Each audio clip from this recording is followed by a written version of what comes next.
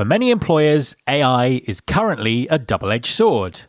Its potential to drive better hiring outcomes and radically improve the candidate experience is enormous. However, at the same time, it's increasing application volumes and massively expanding the opportunity for fraud. So, how do you benefit from the positives while defending against the negatives? Keep listening to find out. Support for this podcast comes from Greenhouse. Greenhouse is the only hiring software you'll ever need. From outreach to offer, Greenhouse helps companies get measurably better at hiring with smarter, more efficient solutions powered by built-in AI. With Greenhouse AI, you can generate stronger candidate pools faster and source high-quality talent with more precision, streamline the interview process with automation tools, and make faster, more confident hiring decisions with AI-powered reporting. Greenhouse has helped over 7,500 customers across diverse industry verticals from early stage to enterprise become great at hiring, including companies like Airbnb, HubSpot, Lyft, SeatGeek, HelloFresh, and DoorDash. If you're ready to put the power of AI into the hands of your hiring team, you can visit greenhouse.com to learn more. There's been more of scientific discovery, more of technical advancement and material progress in your lifetime and mine than in all the ages of history.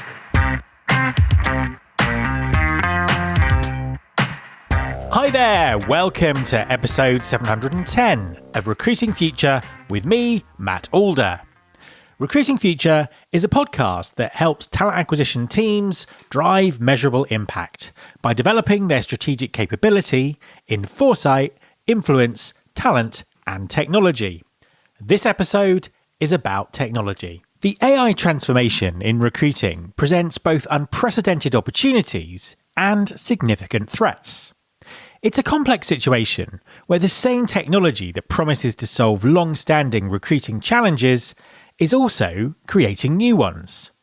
The use of AI by candidates is driving up application numbers, and Gartner predicts that by 2028, as many as 1 in 4 job applications will be fake or fraudulent. So, how can employers make sure that they're reaping the benefits of using AI in the hiring process while effectively mitigating the risks? My guest this week is Meredith Johnson, Chief Product Officer at Greenhouse. In our conversation, Meredith shares her insights on building ethical AI systems that enhance rather than replace human judgment. We discuss creating fraud detection capabilities that protect the quality of hire and designing embedded AI experiences that maintain the transparency and trust that great hiring requires. Hi, Meredith, and welcome to the podcast. Thank you. Glad to be here. An absolute pleasure to have you on the show. Please, could you introduce yourself and tell everyone what you do? Absolutely. Well, thanks again for having me. I'm Meredith Johnson. I'm the Chief Product Officer at Greenhouse. And that means that I lead the product strategy, design, delivery, and I oversee all of product management to make sure that we bring really great value to all of our customers, especially in the TA space. Really interested in your sort of view on the market. Obviously, as a product professional, I know this is something that you'll be looking at all the time. What's the sort of state of recruiting right now? Where do you think TA leaders need the most help? Yeah. Well, listen, this is a really important question because so much has changed over the last, say, 5 or 7 years. But I would say really just over the past 2 years, the biggest thing that we're seeing is with large language models and AI tools have, as they've taken hold, that top of funnel, that number of applicants is really, really challenging. And I think that's one of the biggest challenges that's facing TA in recruiting teams today. If you think about some of the statistics, the number of applications has doubled just in that 24-month period. And that means that the number of applications per recruiter has almost tripled, right? So that influx is really leading to 2 things that I'm seeing and hearing from our customers. 1, terrible experiences for our TA teams, and also not great experiences for candidates as well. So recruiters are overwhelmed, candidate experience suffers, and it's a real challenge to kind of, filter through that volume. No, absolutely, and I'm sure that there'll be things that we sort of talk about as we move through the conversation, because they're just massive problems, and they're issues that are only going to get worse and become more important, aren't they? Yes, that's for sure. From a technology perspective, I kind of just want to start really at the beginning, because lots of people listening will be looking at their technology stack at the moment, thinking about AI, thinking about how they can really kind of embrace technology to help with some of the challenges that they have and move forward. One of the biggest challenges around that is getting the budget and resources to implement new tools or enhance existing tools. What would you advise people in terms of getting sort of C-suite buy-in to sort of buy AI technology or enhance AI technology within their technology stack? Yeah, you know what? This is a really important question, especially as, within different sectors of our industry and different size and complexities of company, there's varying degrees of reticence to not only be able to invest in tools that really matter and can help teams, but to adopt new technologies like AI that can actually help drive not only productivity and efficiency, but efficacy of getting to those great hires. So it's a really, really good question. I think, the advice that I give customers and a lot of the things that we talk about is having teams really focus in on the strategic business outcomes, right? So we just talked about some of the challenges that, this massive amount of applications creates, right? There's too many candidates. We haven't even talked about spam and fraud, which we can get into later. And it can be a really challenging, scary thing. And so I think helping teams connect with their executives on what are the strategic business outcomes that we need to achieve, right? How will we track them? How will we measure them? What's the ROI? Is really, really critical, because then you can start to have a more strategic conversation about this vendor, this partner, this technology is going to help us get to those outcomes. And here's why we believe it. At Greenhouse, we spent a lot of time with our teams and our customers trying to tie out that really important conversation, not only for the users and the buyers, but as you asked, that important kind of C-suite executive level that's often not close to the day-to-day operations. And I think, focusing on that alignment is really kind of the equalizer that can help bring everybody along regardless of level. And also, I think one of the other issues for people is the integration of all of this in terms of what they're doing, because some of these issues that we're talking about need to be, we need some pretty quick solutions to them before recruiting just implodes on itself. How can people introduce AI into their existing workflows without sort of massively overhauling what they're currently doing? Yeah, this is great. Well, you know what? I love this question because it really speaks to the way that Greenhouse has gone about thinking about creating embedded AI experiences right where people are working as we build toward that future of having a more agentic product in and of itself. So I can give you a couple examples. I think, and I think this is really meaningful for teams, right? You want to feel comfortable, you want to trust, you want to be able to test and interact with these new technologies, and you want them right where you are, right? You don't want to go out of the system and do something in ChatGPT and have to copy it back in. And so we've been very purposeful and very deliberate about right within the workflow, whether teams are setting up a job, they are sourcing that, that large funnel that we just talked about, they're working through the interview process. We have new capabilities, almost 20, that are AI supported and AI assisted that are embedded right into that workflow for our customers. So for example, in Greenhouse now, you can use AI to automatically generate job descriptions. So literally within seconds, better than we could write them ourselves, it's taking information right from your system and it's creating that job description that is tailor-made to the job that you're trying to hire for with focused attributes. And that's really important, right? So that's all about time saving, but it's also about efficacy, right? We want to have a JD that says what we needed to say to find that right talent, right? Other things that we've done is started to trigger with AI sentiment analysis. So looking at all of the interview notes, we're synthesizing and giving signals for sentiment for those applicants. So it might tell you that, hey, this person's really, really interested, or this one might not be right. They've mentioned some timing concerns, right? And it gives more time to the humans that have to make the decisions because, back strategic time because it's giving you those signals. One other thing that I actually love, and it's our most favorite feature, our most widely used feature, is auto-generated interview questions. So if you think about that really purposeful job description that you've spent time creating, hopefully even using some of the AI assistance to build that out, it's going to automatically suggest interview questions based on that job description, based on key attributes. And it's been really exciting to see our customers interact with it because almost 85% of them have generated questions and accepted the suggestions without edit, which is really neat. So again, it's about putting it right where you are, making it simple, making the UI super intuitive, and also giving optionality to adjust or accept or reject the support that you're getting from those new technologies. And in terms of those volumes of applications, I mean, what can help there with these kind of tools? Yeah, well, I mean, I think first off, and this is actually an exciting time. There's so many tools out there. One of the things that we're focused on is a couple things, helping filter out or filter in, I should say, to a prioritized inbox, people who really truly have a skill match. So Greenhouse is going to be releasing some really great important functionality that's going to help filter and build that prioritized inbox for you. Also, one of the things we haven't started to talk about is in that vast pool of applicants, right? There is this increasing volume of misrepresentation, spamming. So it might not be bad people, but people who really don't have a high affinity to your company or to your job. They're just trying to put out as many applications as possible. I mentioned misrepresentation can kind of filter its way in there too. And then outright fraud. So it's a really kind of big burden for RTA teams, but also it can be really scary and risky for companies, especially if they accidentally let someone in who, wants to do harm to the company.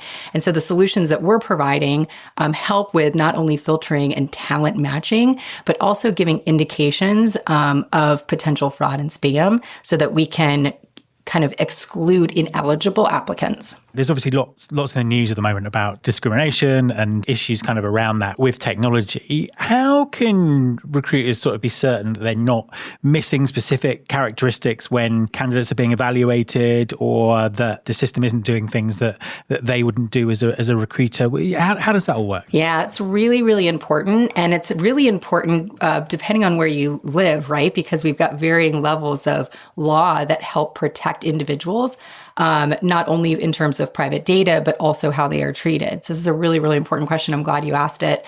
I think number one is making sure that, back to one of your first questions, you are selecting and working with partners who you really trust, who are really transparent about how they handle data, how they think about ethics, how they think about integrity.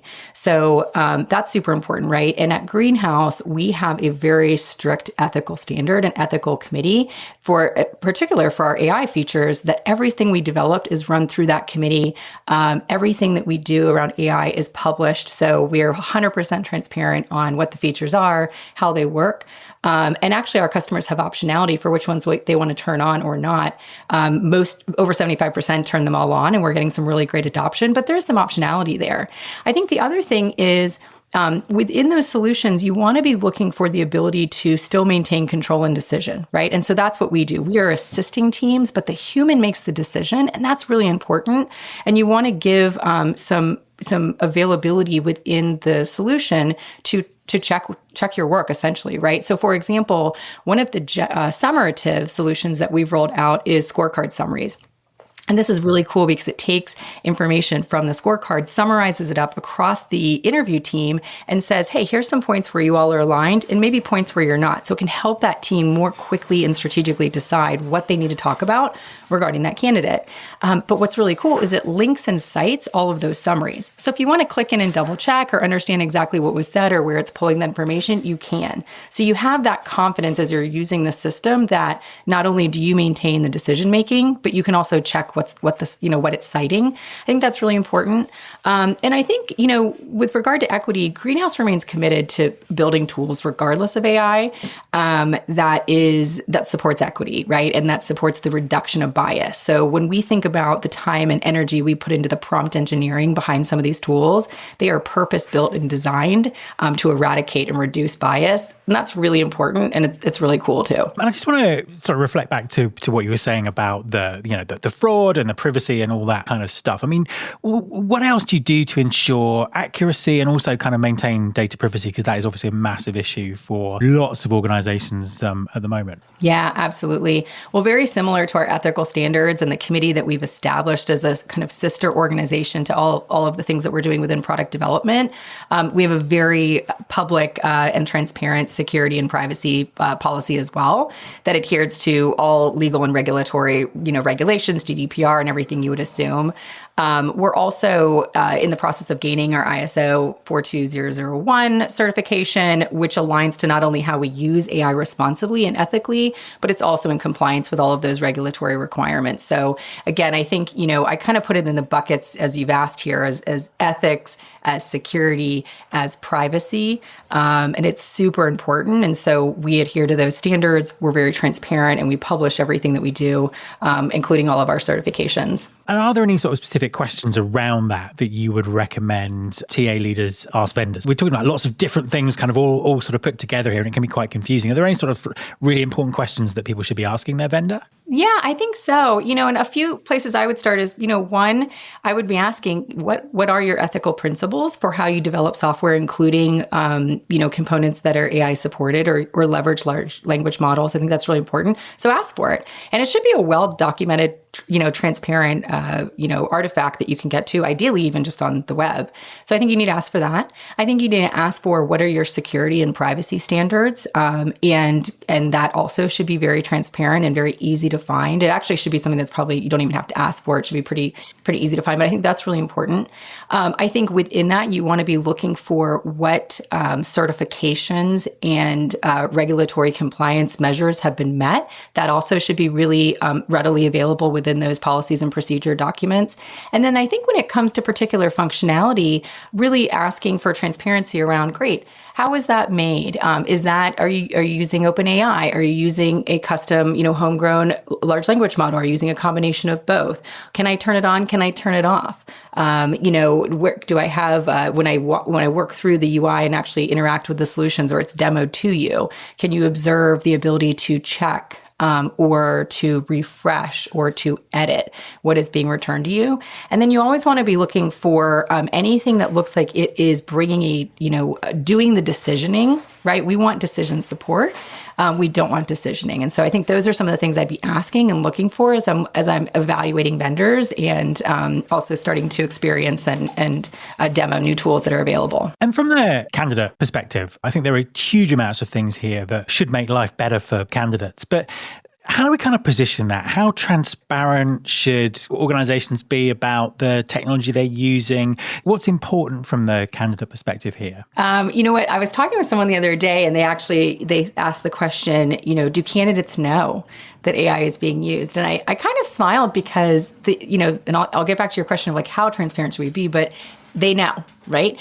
I would argue individuals, all of us in our personal lives, and certainly in the discussion here that we're having about people applying for roles, are way more advanced, way more comfortable in using AI way more than companies are and teams are within their operational practices. So they know they're using their head is kind of what I would say first. So that's not to say it should change our level of respect for privacy and regulatory standards, or that we shouldn't be transparent. But I don't think we have to worry too much that people don't know that AI is a really great technology that can help all of us in lots of facets of our life. So the candidates are ahead is what I would say.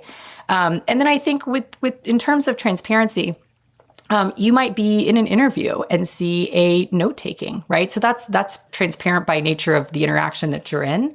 And I think that it's fair to assume that applicants are using AI to support how they tell their story about themselves. They can assume that companies are also using advanced technologies to help understand who they are and to present their story and their brand in a really compelling way to applicants for specific jobs. So I feel like there's some general knowledge there, and I don't worry so much because I think candidates, are ahead of the curve.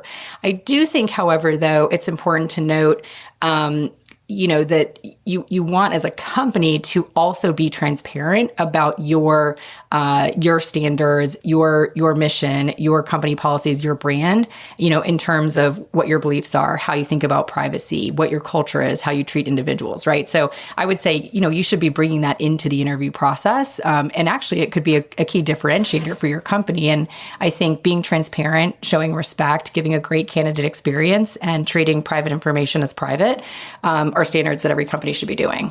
A lot of the AI solutions that you talked about, we've talked about how we can sort of implement them in workflows and all that sort of stuff. But each one in its own way is quite disruptive to the way that people think about recruiting and how recruiting has always been done. Things like, as you say, note taking and that kind of stuff.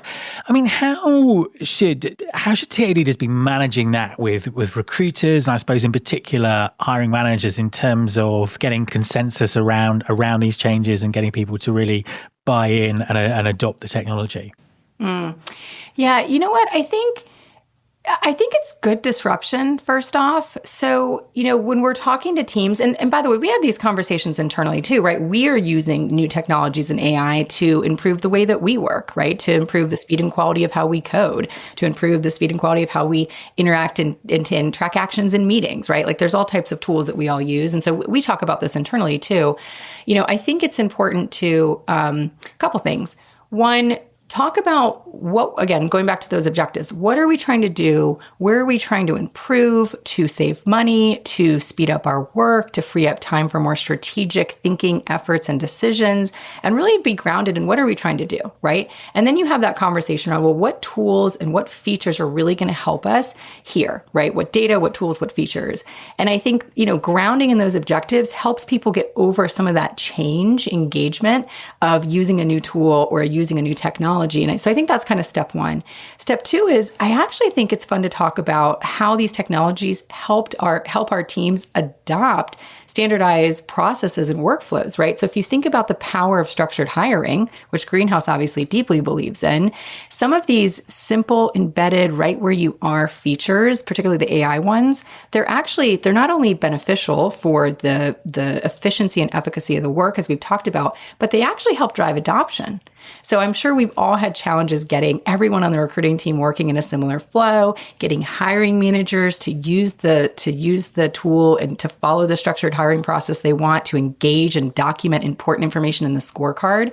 These AI features actually help with that because it makes it so simple, right? As we talked about, from setup to filtering candidates through the interview process, all the way through to offer, all of these just moments of ease and support are really, really beneficial, but they actually help drive the adoption that sometimes has been blocking us to get that scale we want within our company, particularly around recruiting. So I see it as actually a really great opportunity. And so again, I would ground in the objectives we're trying to achieve and then tell teams, listen, it might be a little bit different, but here's why it's powerful. It's going to help us in this way, and it's going to help us all stay in a flow and work similarly and follow that structured process that's important to helping us get to that high quality candidate. And I wanted to finish off by asking a couple of questions about the future. So in the last couple of weeks, we've seen, again, a plethora of new tools and new versions of LLMs and various other kind of AI technology launching. I don't even know why I've said that, because it's an every week thing. It's an every week thing now.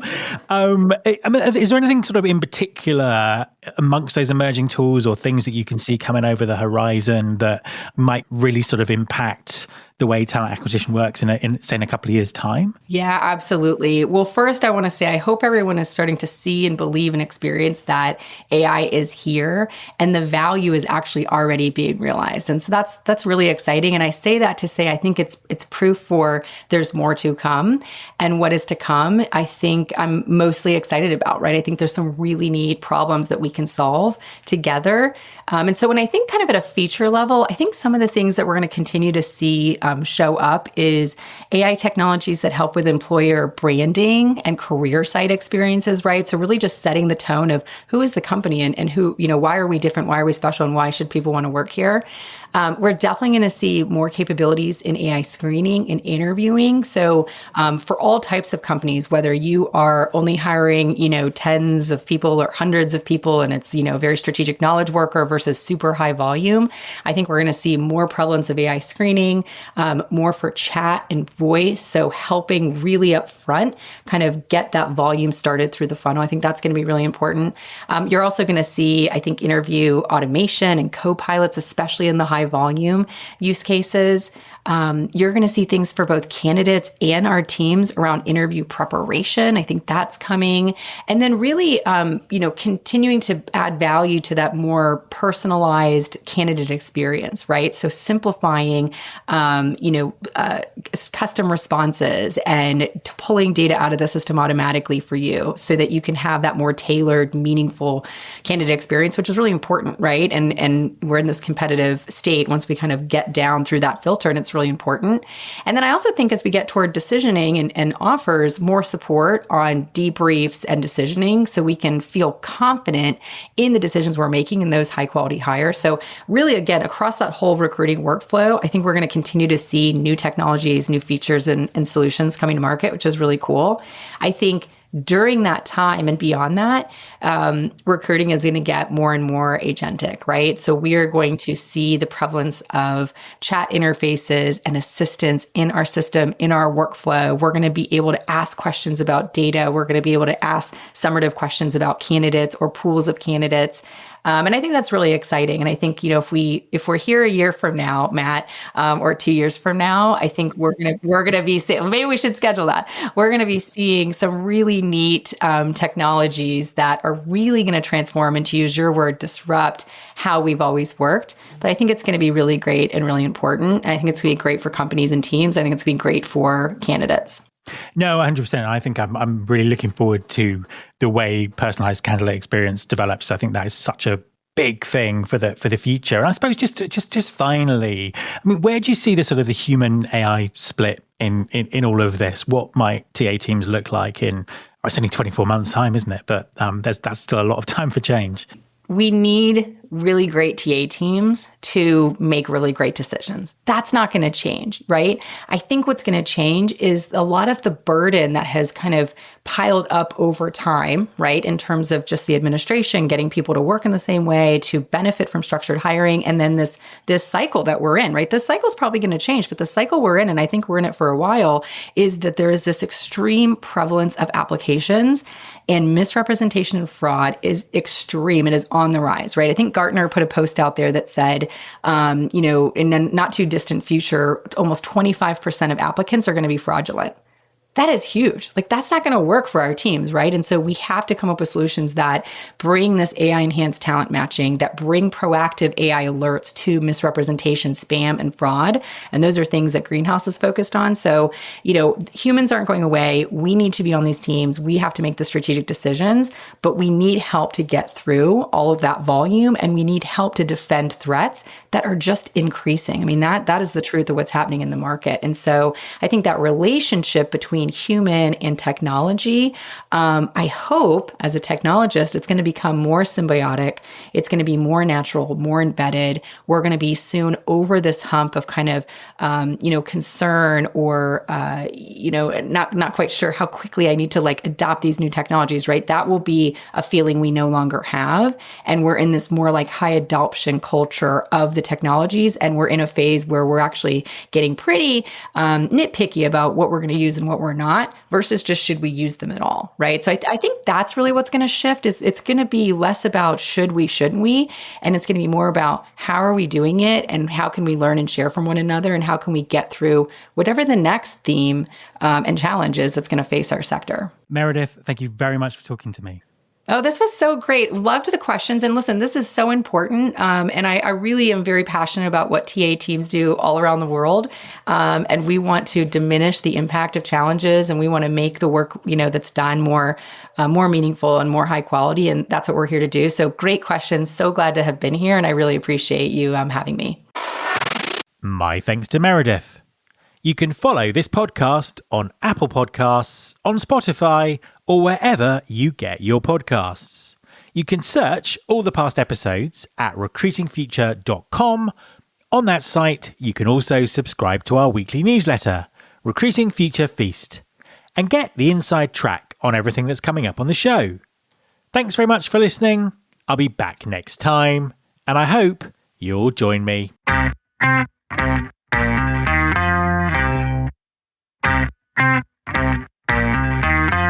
This is my show.